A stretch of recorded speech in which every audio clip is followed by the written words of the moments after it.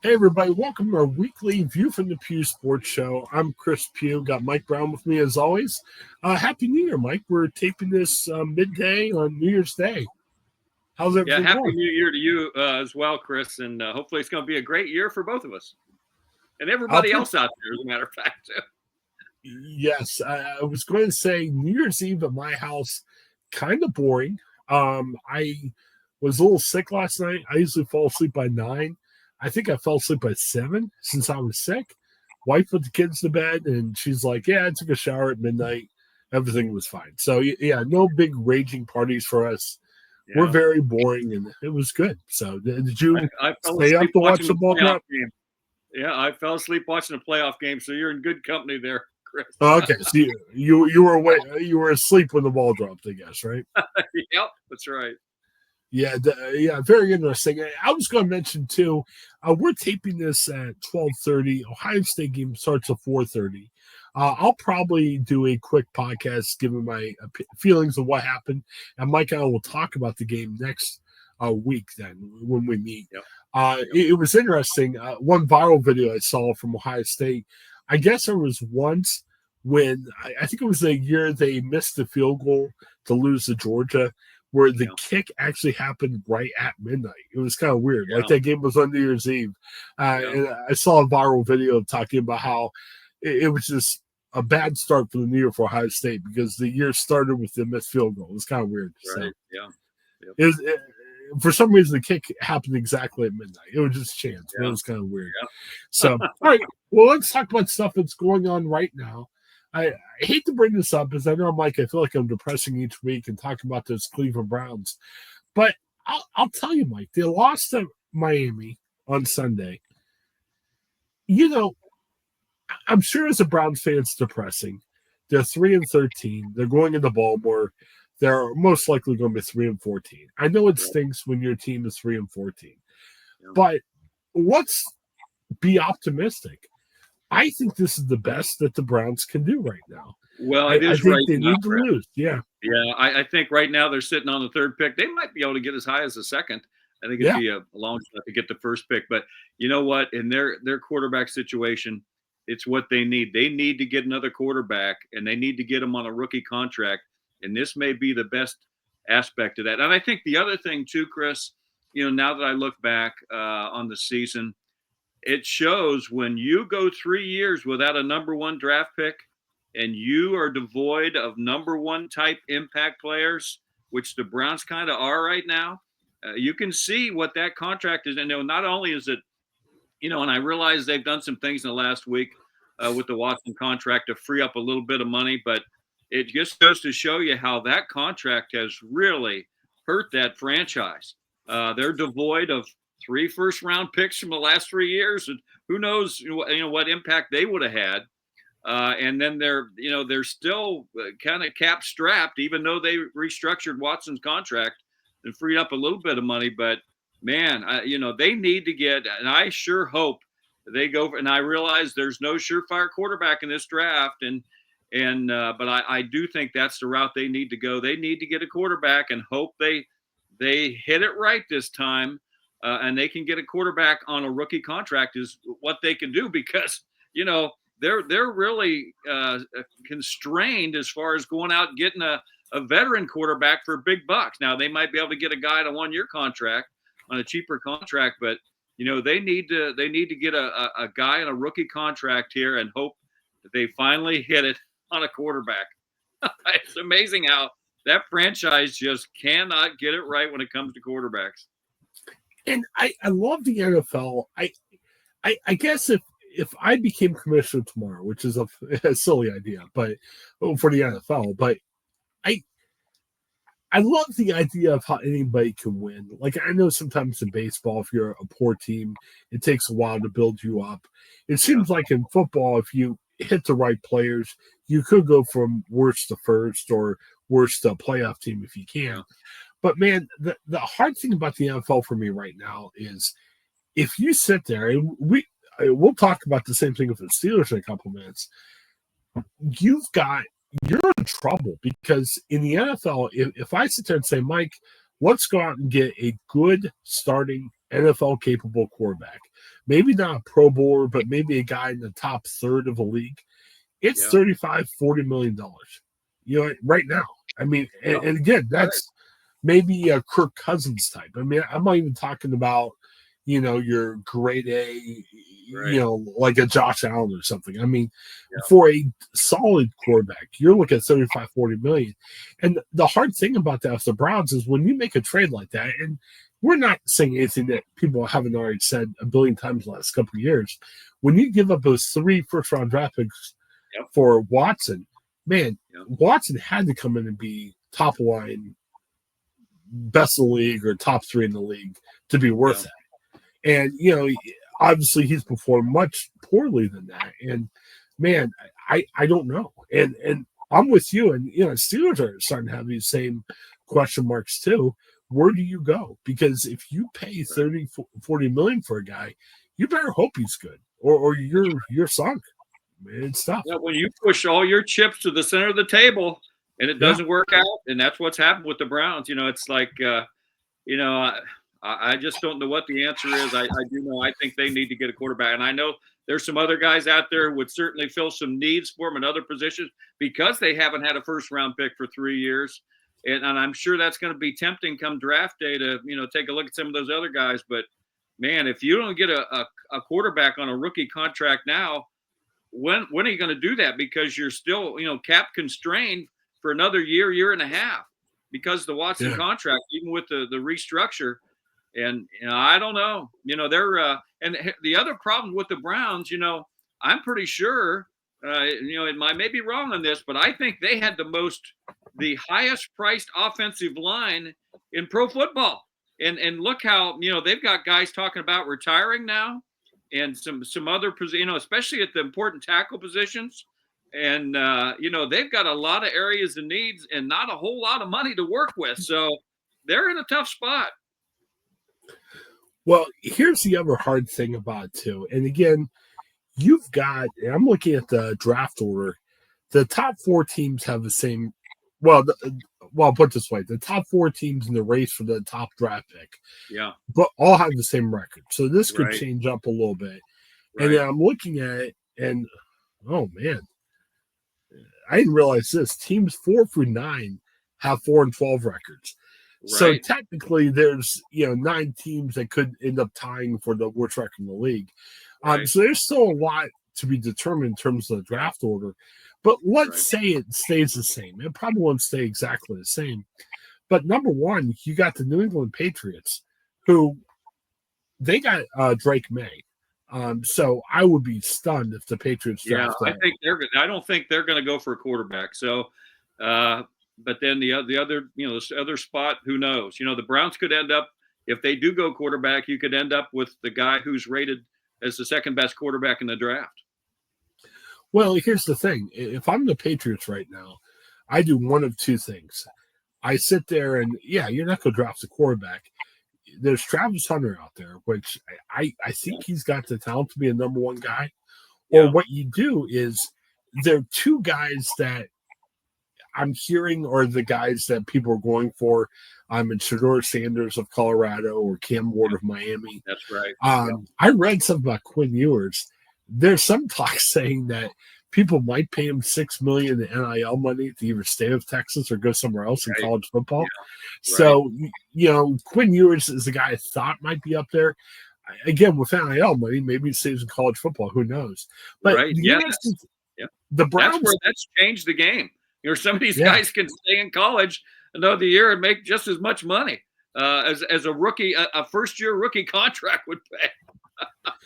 Well, and if you look at it, New England hosts Buffalo. Now, on paper, Buffalo is a billion times better than New England right now. But Buffalo's locked into the number 2 seed. Right, yeah. If you're Buffalo, why do you play anybody? So, New England, they could win and get out of it. Or if things stay the same, I guess what I'm trying to say in a long-winded thing is I think the Browns are a rough spot at 3. Because if you've got 2 quarterbacks, the Patriots probably don't pick one at number 1. I could see the Patriots trading out.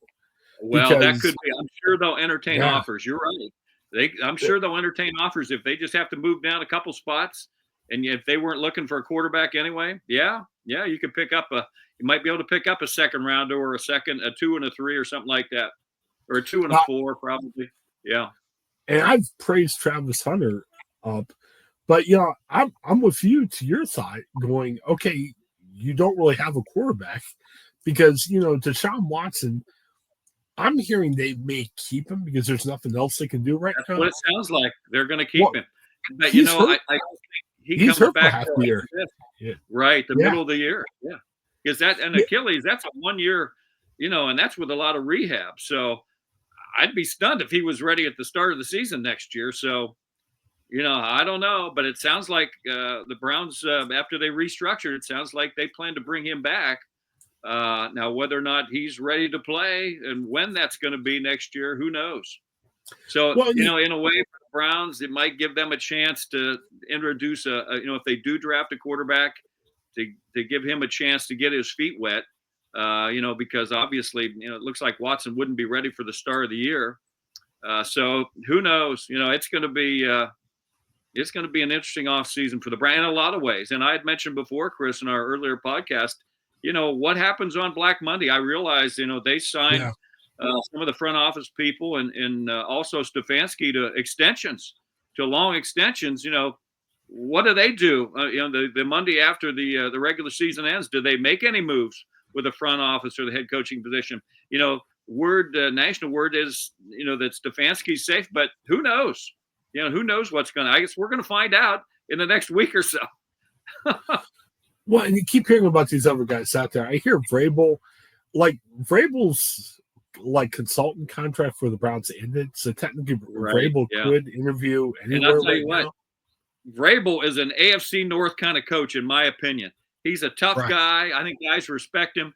They have discipline, which the Browns have no discipline, in my opinion. Look at all the penalties. They just keep happening for them. I mean, getting lined up right in the NFL, and you're still not lining up right late in the season. I can't even fathom that. But that keeps things like that. I mean, that sends the wrong message to the fan base. I think that, man, you can't even get the simple things down.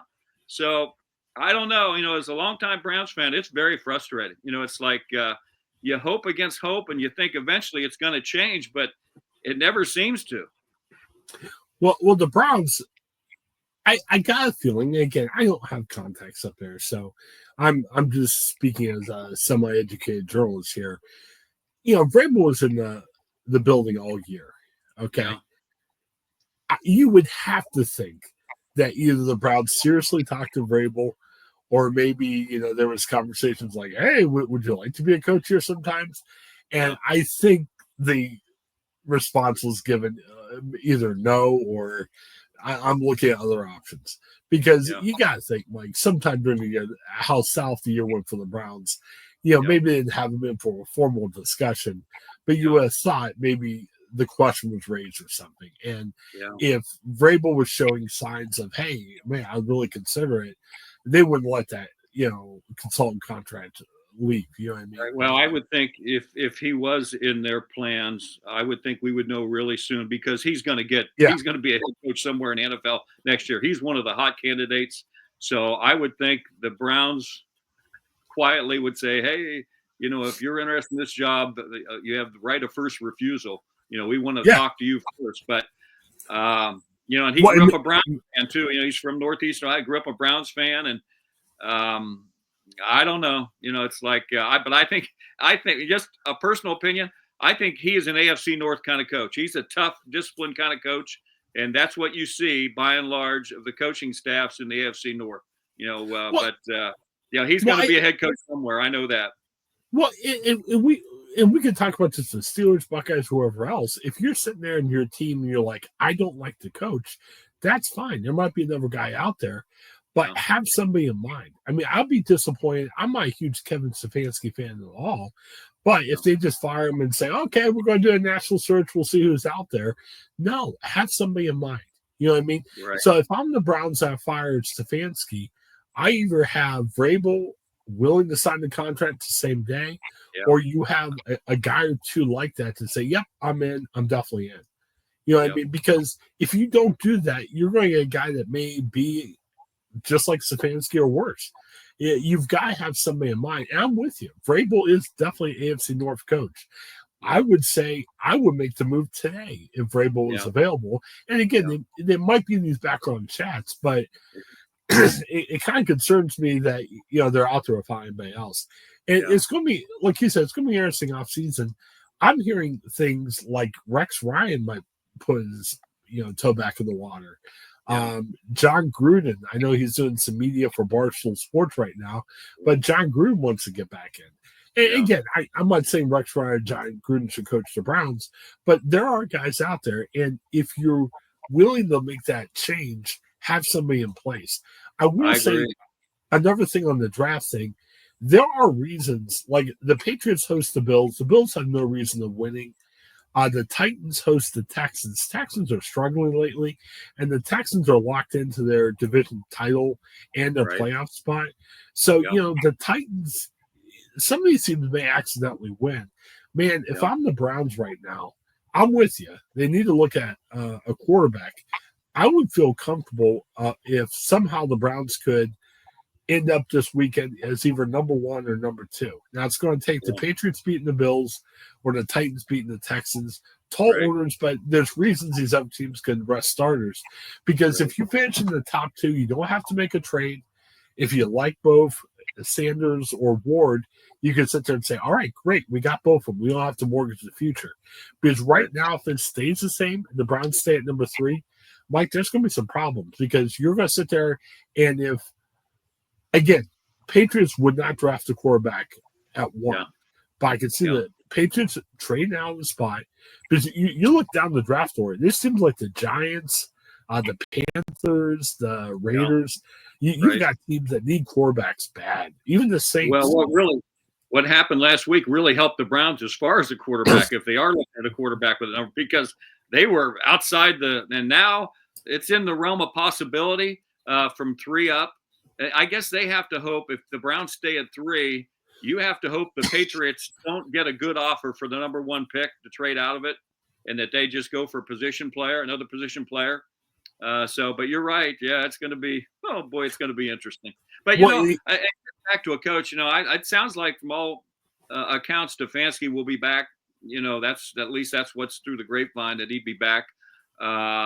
But if it would come down to that, where they would be looking for a head coach, and you're a head coach out there, and you look at what the Browns have compared to some of these other teams, well, the Browns aren't exactly in the most attractive position because they're devoid of those 3 first-round picks, and also higher picks because of where they chose in the other rounds the last 3 years. I mean, I look at that team, and I don't see a whole lot of impact players on that team right now. And yet in other areas, I see, like their offensive line, I see guys thinking about retiring. So they're going to have a lot of holes to fill. And if I'm a prospective coach and I look at their situation compared to other teams, I'm sitting there going, well, it kind of looks, the grass looks greener with this other team than the Browns. So who knows? And if they stay at 3 and quarterbacks go in the first 2 picks, I definitely pick Travis Hunter because, and here's why. I'm with you. They need a quarterback bad, but can you imagine what's going to take to go from 3 to 2 or 3 to 1 if they trade up? You're right. Yeah. They don't have draft picks today. People trade a lot to trade up when there's only 2 quarterbacks left. Yeah. So, man, if I'm the Browns. Well, I will say this. If they, I think they've got quite a few later round picks. I think they picked up 1 or 2 extra. They're pretty good at that. Where they would have a little bit of ammo to move up. Now, if somebody says, well, I want a 1 next year, and now they're not, I would hope they would not do that, but I think they do have a couple extra picks in some later rounds that they might be able to package to move up. It just depends what, the Patriots, if it would come down to the Patriots, would want. So we'll see. It's going to be interesting. This weekend will tell a lot. We'll know, after this weekend where they're going to fall in the draft. So, or move up in the draft. So, and the other thing you got to think about too, look back a couple of years ago when the Panthers, they had to trade a ton to move up a couple of spots, get Young, who really hasn't been a great quarterback. So, it's tough, man. And that's a good thing too, because you might be like, man, what are we going to talk about in a couple weeks when the Brown season's over? Plenty, probably even more. believe it or not, I think our offseason for the Browns may be more interesting than the way the regular season's gone. Well, the NFL is truly a 12-month year sport. It is. It's not. Yep. I mean, Absolutely. And the funny thing, and again, who cares about them losing the Dolphins? We spent 20 minutes. We didn't even talk about the Dolphins game, so that tells you where the Browns season is going. It's rough. Right. All right. And speaking of other depressing things, a couple weeks ago, I was like, "Yes, this is great," but the Steelers are starting to get a little bit depressing now. Here's my takeaway. It's a long season. Mm-hmm. I think the schedule didn't help them. They played some really tough teams at the end of the schedule. And it just, you didn't have George Pickens on offense, which didn't help too. And I think Russell Wilson's a good quarterback. I think he's playing pretty well for the Steelers this year. But he's an older quarterback. You know what I mean? And, they've hit what do you call it, baseball? Like the September blues or the July blues? Yeah. They kind of hit that wall. And I don't know, Mike. I was thinking that the Chiefs, maybe they weren't strong enough, and maybe the Bills' defense was good enough. Maybe the Steelers could sneak in the top of the AFC. Mm-hmm. I just don't think they're as good this year. That's what it comes down to. I wish I could explain it away or make more excuses. I just think right now it's the Chiefs and the Bills in the AFC. I think the Steelers are so good. I think they were good enough to be a double-digit win team this year, but they're just in that next tier right below it. And it stinks to say. I wish I could laugh and say, hey, they're going to be a number one seed, but they are who they are right now. Well, I'm surprised too, Chris, because they were playing so well. And even I said last summer, I thought with what they had done in the offseason, and who knows, they still have to play the games in the postseason, and they've got the defense.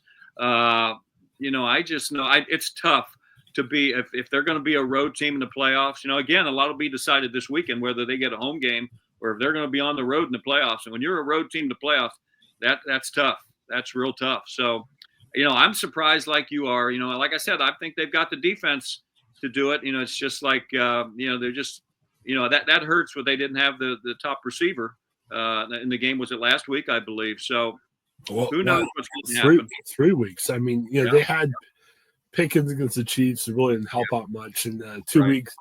Well, the 3 weeks before, even the Browns game they won, they didn't have Pickens, which really didn't help. Well, and let's say this. We didn't say this during our time talking about the Browns, but if you're a Browns or Steelers fan, what a day is Saturday. I mean, both teams play on Saturday. Right. The games are going to be on ABC and ESPN. Yeah. You don't think there's any way the Browns get past the Ravens on Saturday? I know, because the Ravens are still playing. I mean, because the Steelers-Ravens situation, the Ravens got to play to win. And the Browns have to find a way to even score, Chris, to have a chance to win. I mean, you're not going to win games just kicking field goals.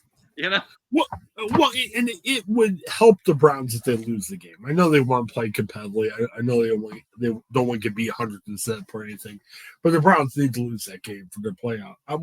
Sorry, not their playoff, their draft chances. You know what I mean? It would be catastrophic if they somehow won that game. So it's interesting because that Browns-Ravens game is at 4:30. Yeah. So the game's going to be over if the Ravens win, and the Ravens will win. Ravens win the division, so they'll be the number 3rd seed. The Steelers are they're in a weird path because assuming the Ravens win, if they beat the Bengals, and the Bengals look pretty good. I mean, the Bengals are highly motivated to win the game because they've got outside chance. The Bengals are going to be that odd team out, and they've got a guy who really probably has had an MVP kind of season with Joe Burrow. And because, they really caught fire late in the year because that lousy start, it's probably going to come back to haunt them. Yeah. So I don't know if the Steelers win that game. And the thing is, if they win, they go play Houston. Houston's been struggling. So that might be their best bet of winning a playoff game. If they lose, I think if the Chargers win, the Chargers leapfrog the Steelers. So the Steelers could end up being the 6th seed. Yeah. And that means they go play Baltimore, and Baltimore's playing out of their minds right now. So the Steelers may have motivation to win the game, even if Baltimore wins and wins the division. Right, it's going to be tough. I mean, we got a couple other things I want to talk about in the next few minutes, but man, starting next week, we need to talk about what the Steelers do in the quarterback front. Yeah, sure. I don't think Russell Wilson's terrible. I think he's got promise. But where does Steelers spend? Like, we talked earlier about the Browns saying starting quarterback in this league is a $35-40 million player. Yeah. Is Russell Wilson that? I don't know. Justin Fields, he's done some impressive stuff. He's been better than I thought, but do I want to pay him $40 million? I don't know. And there's a lot of NFL teams out there that need quarterbacks right now. Right. So the Steelers could be in that mix. And I don't think the Steelers should draft a quarterback in the first round either. They're in a tough spot. At least the Browns are picking in a spot where they should have a decent chance at a good quarterback. Steelers are going to be drafting somewhere in the 20s. So it's, what do you do? I don't know. It'll be an interesting offseason. Yeah. Let's mention a couple other things pretty quickly. And you know me, as soon as I say that, I lose my notes. But yeah, been one of those days. I tell you, it's not fun to be sick, but we're making it. Wanted to talk about a couple of other small things I thought was kind of interesting here. The Cavs, at time of this taping, they've won 8 in a row. They're still being really impressive. And, we've talked about the Cavs. Looking at the record, you should be like, wow, they look pretty good. But JT Redick, the coach for the Lakers, and again, I know the Lakers aren't what they used to be, but it's impressive when a coach of a team that's been historically that team. I mean, he pretty much came out last night and said, look, you've got to play a perfect game right now to beat the Cavs. Yeah. He said close to perfect. He said close to perfect. He didn't say perfect. But, well, the thing about the Cavs is, they're young, they're athletic, and I think they've got the right head coach in Kenny Atkinson, who's done a great job with them. And I think they're kind of flying under the radar, Chris. You and I were talking before the podcast that I think the odds makers have them as the 5th best team to win the NBA title, yet they have the best record in the league. And so maybe they're in a good spot, like I said, flying under the radar right now. And the big key for the Cavs is to stay healthy. And they've stayed reasonably healthy this year, unlike the last couple of years. So we have to cross our fingers there. But, it's exciting to watch that team grow together. Yeah. Yeah, it's been a neat thing to watch. The other thing, and I think, we're getting into a new generation of the NBA. Like the older stars. I mean, again, like LeBron's probably your oldest star right now. LeBron should challenge for a title each year, but he's with the Lakers, are kind of a middle of the road team. So you can't really look at the Lakers as a championship team right now. Yeah. But like the Cavs and the Oklahoma City Thunder are like at the top of the East and West. Yeah. And they're both really good teams. They don't have a lot of championship experience. I think, and I was telling you before, I think that's why the odds are a little bit lower on the Cavs. But it's going to be interesting to see what team can make that deep playoff run. Because I think the only knock I could see on the Cavs is saying who's been there, done that before. And I think the Thunder are kind of like that Cavs team in the West. It's kind of like that too. Yep. Well, Celtics have experience, Yeah, I mean the Cavs, the Celtics are actually your kind of graybeard. Hey, they've been there, they've done that before. Yeah. So I'm kind of wondering if you're going to see with the Cavs and the Thunder. Like I've heard the Cavs talk about maybe making a move for another guy, but maybe it's not. You've got your big four, so I don't think your big four is going to be traded. Right. But maybe you get a good guy that has that experience where he might not be as good as your big four, but that kind of veteran guy. I'm not sure who that would be, but maybe that's who the Cavs have been looking at. Right. And I will say the Cavs have done a great job. Their front office has done a great job. This team is and this team is set for years to come. So that's what's really nice about it. It's not like this is a team that's long in the tooth. This team is going to grow together for quite a while. And, it's really promising and encouraging to watch them. Yeah, it's a good time to be a Cavs fan. It feels weird. Like I keep feeling like the other shoe's going to drop, like someone's going to get hurt or somebody. But man, this is the Cavs season, and I think that's. And again, I don't think there's a real trade out there if you trade like, Mitchell or Garland or Allen or Mobley, that's going to help. But man, if there's a trade out there that could help, we talked about that with the Guardians last year. Man, this is the time to do it because right. I think and again, they wouldn't necessarily those top guys, but maybe a secondary kind of trade that might help them. That would fit a role. But as far as those top four, I think they're untouchable. I think they've got a good situation going there, and why upset the apple cart? Well, you've got guys like Jalen Tyson. You've got a draft pick. You've got some young guys that could be good, that could be expendable in the right move. So, again, I feel weird talking this way about the Cavs. Usually you look at the Cavs as that second-tier team, but, what can they do to get better? Like I said, I don't have that guy in mind, but, man, if they could pick up somebody like I look at Dallas, and Dallas is a contained team this year too. But they picked up a guy like Klay Thompson. That wasn't going to come in Dallas and be their star, but he's a nice, like a side guy to help him do well. So who's that guy for the Cavs that they could pick up? Yeah. So I don't know. It'll be really interesting to see what ends up happening. I wanted to mention a little bit college football again. Just our schedules. It's kind of hard to talk about this week's playoff games because we're kind of recording in the middle. But one of the overriding topics have been, with NIL, college football is almost kind of becoming like a mini NFL. And one of the thoughts is, man, we might need a commissioner to make things better. Nick Saban's been thrown around. And again, there's no specific, hey, we're going to have a college commissioner, but people are saying, hey, you have GMs now, maybe there needs to be a commissioner to make sure this goes well. Urban Meyer, who's kind of, to me, he's kind of that probably the biggest name out there in terms of coaching vacancies for the end of the year. Somebody asked him, hey, do you want to be commissioner? He's like, I'm not sure if I want to be commissioner or anything else like that. Do you think college football needs a commissioner? And if they do, who might be that guy that could do it? Yeah, I think moving forward, they're going to have somebody because look how the college football game has changed in the last 2 years, Chris. And I think I mentioned this before. The NCAA is going to have to put some parameters in because, look at the NIL and the portal, and my goodness, it's hard to keep up with all these moving parts. And I do think they're going to have to take a look at that down the road to have somebody who's kind of an overseer and said, hey, we need to do this, but no, we're not going to do this or something like that. Because right now it's like the wild, wild west, anything goes. And so I hope the NCAA steps in. And I really think they're going to have to change the portal dates because, you got teams in the playoff. Guys are coming and going. It's like, man, this is crazy. It really is. Things I never imagined.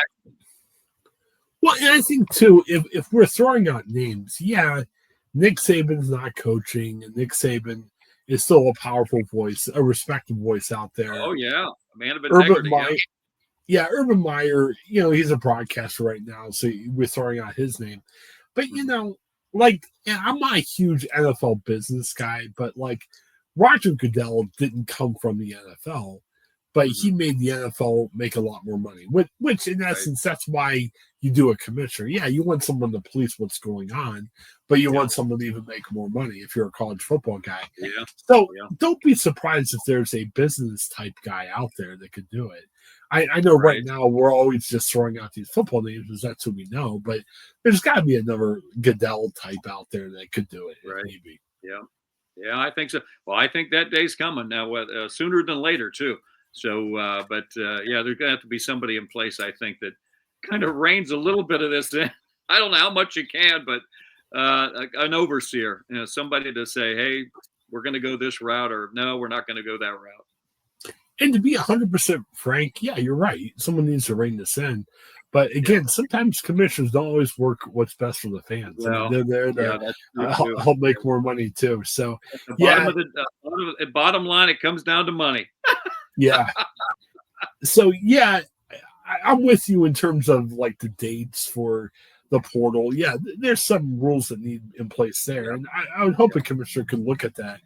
But I got to be honest with you, man. The commissioner's going to come in and say, hey, how do we get more money out of the TV networks for this content that already is a ton right now? It just blows me away.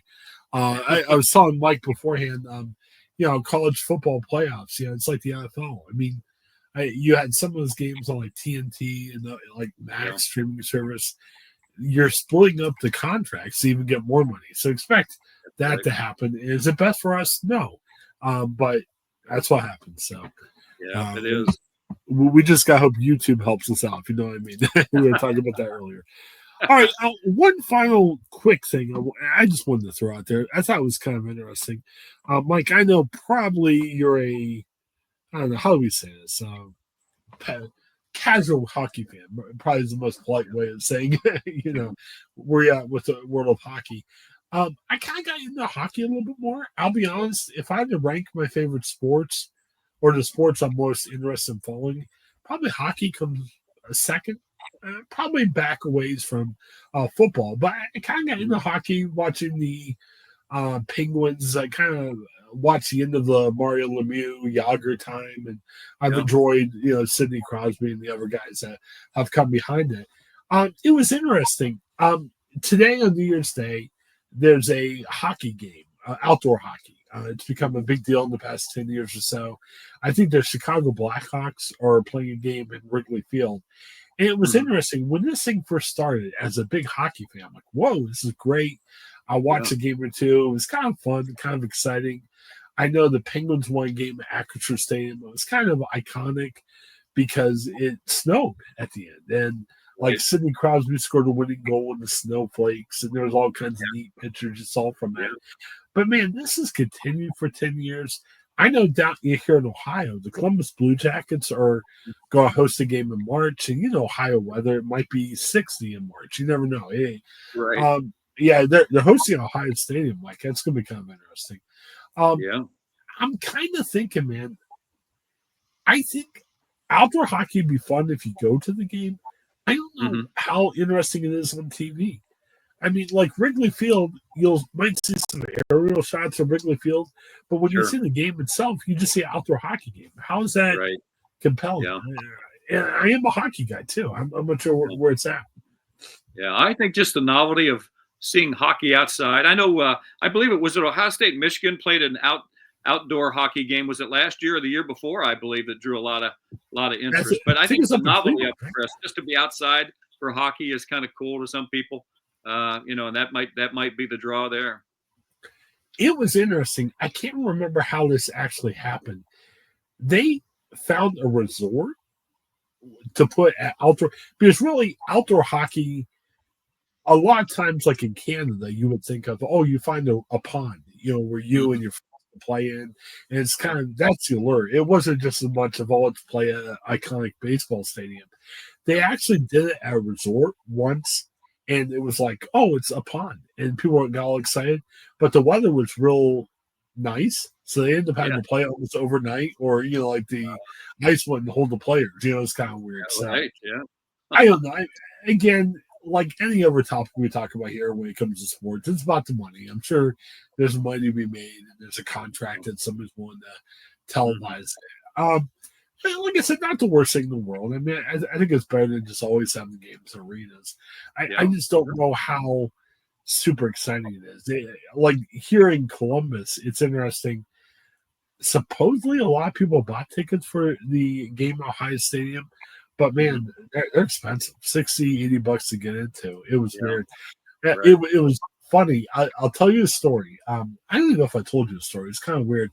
I covered the Columbus Blue Jackets for a year and a half for a blog down here, where I would cover the home games, and it was interesting. It was John Davidson. I don't know if you know him or heard of the guy. He was an iconic hockey broadcaster. He ran the Blue Jackets. He's come back to the Blue Jackets, but he was kind of like he oversaw the team. So it was a Saturday night game I was covering, and they brought in the commissioner, Gary Bettman, and they kind of surprised people. And he made an announcement like halfway during the game saying, Columbus, you've got the All-Star game. And again, it was a big announcement for the city of Columbus. Whenever a city can host an All-Star game, it usually means more money in terms of hotels and everything. But for fans, it doesn't mean quite as much, because unless you're a season ticket holder, you're probably not going to the game, and it's got limited thing. So it was funny. They sat all of us media members into a room. we're perched around Gary Bettman. We get to interview him about the announcement. And I raised the question, and again, this is like 8 years ago. I'm like, hey, what's up with a hockey outdoor game in Columbus? And, Bettman looked at me and kind of glared and made an answer. The president of the Blue Jackets accosted me and said, how dare you ask about outdoor game? This is about our all-star game. You need to ask questions about that. But my thought at the time was, isn't the outdoor game more interesting to a city than an all-star game? And, what do they mean? It was just kind of odd. But it was just funny. So half of me, I'm not affiliated with the team anymore, but half of me wants to call the president today and be like, yes, this is what we care about, an outdoor game. So it's weird. That's interesting. Yeah, maybe we need more, I don't know, maybe we need to take like an outdoor game and maybe host a Columbus Crew game inside. Maybe that's the other thing we can do to make it like a little bit more interesting. Yeah. So I don't know. Well, I wanted to throw one other thing at you, Mike. We're talking about coming back and doing some more high school coverage. That's to be determined. I kind of told Mike about the weird situation I'm in personally. But Mike, anything high school that's interesting to you that kind of came up that we should mention real quick? Well, I know in the Youngstown area, I got a chance to see two tremendous high school basketball teams last week when East Liverpool played at Canfield. And, oh, my goodness, those two teams are really good. With the new 7-division format, they're both in D4. And I think those teams will both make long playoff runs because East Liverpool's in the Eastern District, Canfield's in the Northeast District. And, the East Liverpool coach told me afterward, after they lost by 4 points to Canfield in a great game, I think there were like 25 3-pointers between the two teams in that game. And the East Liverpool coach told me he thinks the Canfield team is a Final Four type team. I mean, that's how good they are, Chris. So that was a pleasure to cover that game because those two teams are really, really good. And I think they're poised for long playoff runs. This new 7-division format that's being implemented by the OHSAA this winter is really going to open a lot of doors for teams who may have been just on the fringe of they would get to the regional. They couldn't get to state. Now I think a lot of those teams are going to get through the regional and get to state. It's going to open a lot of doors for teams, and we're going to see more area teams get that chance to go to state. So that's kind of exciting, and that's fun to watch. Yeah, very cool. I actually had something I could add high school-wise that came up. Props, I guess. I don't know if I should say pat on the back or whatever, but the Waterloo basketball team played Garrettsville Garfield at the Hoosiers stadium. Like, what are we talking about cool. here? Yeah, that's cool.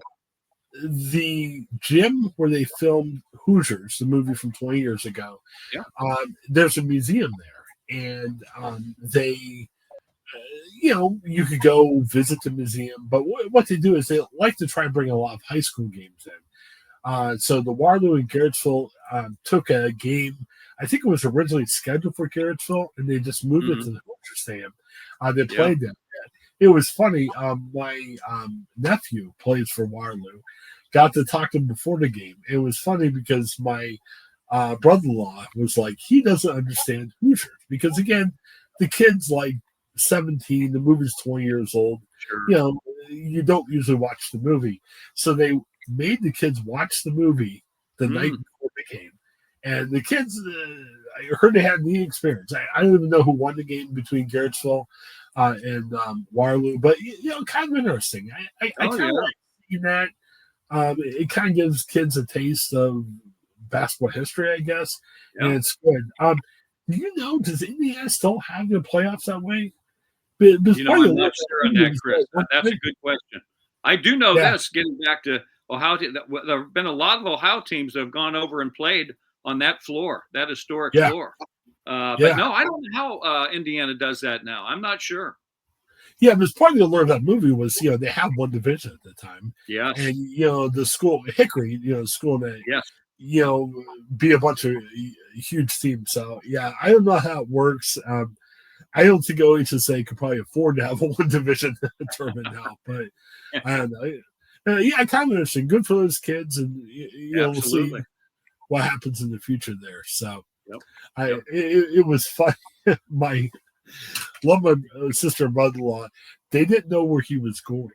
So all they told me for a couple weeks beforehand, we hear it's where the Hoosiers play. Well, I've been to Assembly Hall before. So I'm like, are you playing it at Assembly Hall? We might. I don't know. I'm like, what? It turned out, and again, the Hoosiers place where the Hoosiers played was fun. Oh, really? But it was really just, nobody seemed to know what was going on. And I will leave you with this. And we've talked about this when we met with Mahoney Matters. I'll say this now. If you're a high school coach or if you're somebody interested in high school sports, I know there's frustration out there because area publications don't get to go to as many games they used to. Believe me, as a longtime journalist, I feel that. I feel bad for it. Mike Brown's covered games for 50 plus years. He feels that. He's told me that off the record too.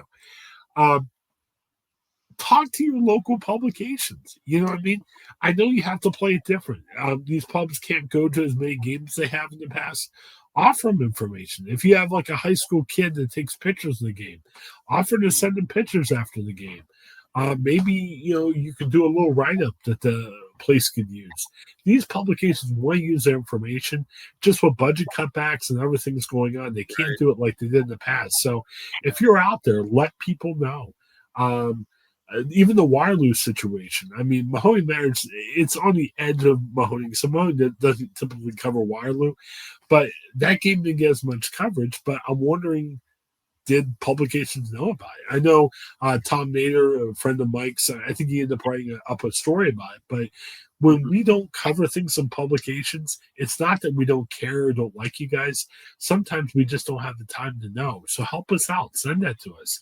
I know Mahoney Matters appreciate it. I know like the Gannett papers, everybody else appreciate it. It's a different way of looking at it, but it's your way of getting news out there. So, sure. Yep.